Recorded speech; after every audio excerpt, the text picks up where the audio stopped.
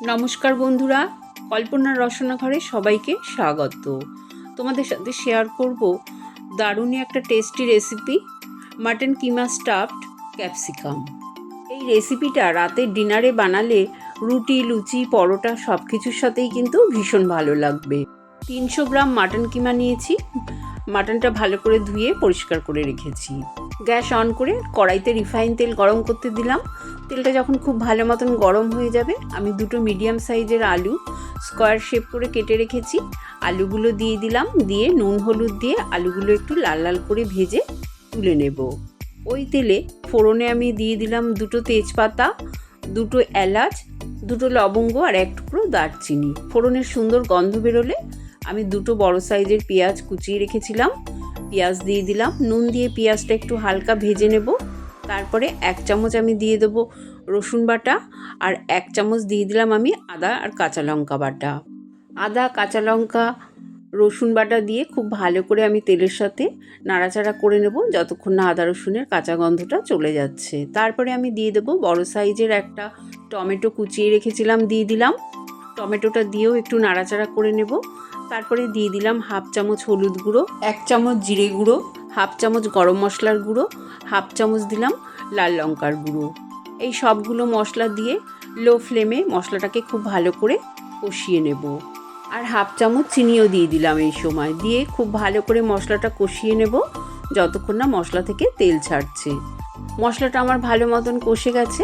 আমি দিয়ে দেবো আগে থেকে ফ্যাটানো 2 টেবিল চামচ টক দই। টক দইটা দিয়েও খুব ভালো করে কষিয়ে নেব।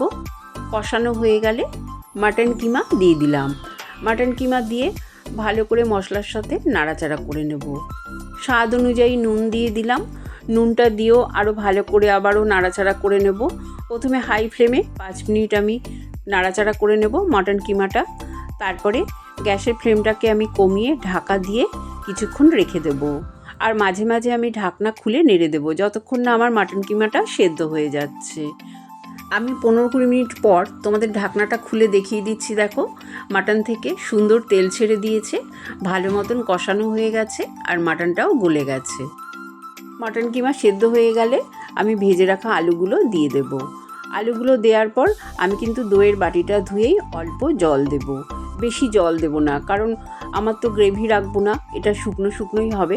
সেই জন্যে আমি আলুটা দিয়ে এই সময় গ্যাসের ফ্লেমটা কমিয়ে ঢাকা দিয়ে কিছুক্ষণ রেখে দেব। 4টে ক্যাপসিকাম নিয়েছি। আমি ক্যাপসিকামগুলো কীভাবে কাটছি তোমরা দেখে নাও। আমি প্রথমে মুখটা কেটে ভেতর থেকে বীজগুলো বের করে দিলাম। সব কটা ক্যাপসিকামেরই আমি বীজ বের করে নেব। মাটন কিমাটাও আমার রেডি হয়ে গেছে। আমি অর্ধেকটা মাটন কিমা বাটিতে তুলে নিলাম আর অর্ধেকটা আমি কড়াইতে রেখে দিলাম। গ্যাস বন্ধ করে দিয়েছি। এবার আমি মাটন কিমা ক্যাপসিকামের মধ্যে ভরে দেব। সবগুলোতে ভরা হয়ে গেলে মুখগুলো আমি টুথপিকের সাহায্যে আটকে দেব। সব কটা ক্যাপসিকামের মধ্যেই আমি মাটন কিমা ভরে টুথপিকের সাহায্যে আটকে দিয়েছি। গ্যাস অন করে কড়াইতে যে বাকি কিমাটা ছিল তার মধ্যে আমি 1 কাপ গরম জল দিয়ে কিমাটা বসিয়ে দিয়েছি। ফুটে উঠলে আমি ক্যাপসিকামগুলো সাজিয়ে দিলাম। দিয়ে যখন ভালো মতন ফুটে উঠবে ঝোলটা, আমি গ্যাসের ফ্লেমটা কমিয়ে ঢাকা দিয়ে 10 মিনিট রেখে দেবো। 10 মিনিট পর আমি তোমাদের খুলে দেখাচ্ছি। দেখো, আমার স্টাফড ক্যাপসিকাম একদম তৈরি হয়ে গেছে। এবার আমি ক্যাপসিকামগুলো থেকে টুথপিকগুলো খুলে নেব। তারপরে একটা প্লেটে সার্ভ করে তোমাদের দেখিয়ে দিচ্ছি। রেসিপিটা যদি ভালো লাগে অবশ্যই কমেন্ট করে জানিও। চ্যানেলটাকে তো লাইক শেয়ার করবেই, নতুন বন্ধু হয়ে থাকলে সাবস্ক্রাইব করো। সুস্থ থেকো, ভালো থেকো, ধন্যবাদ।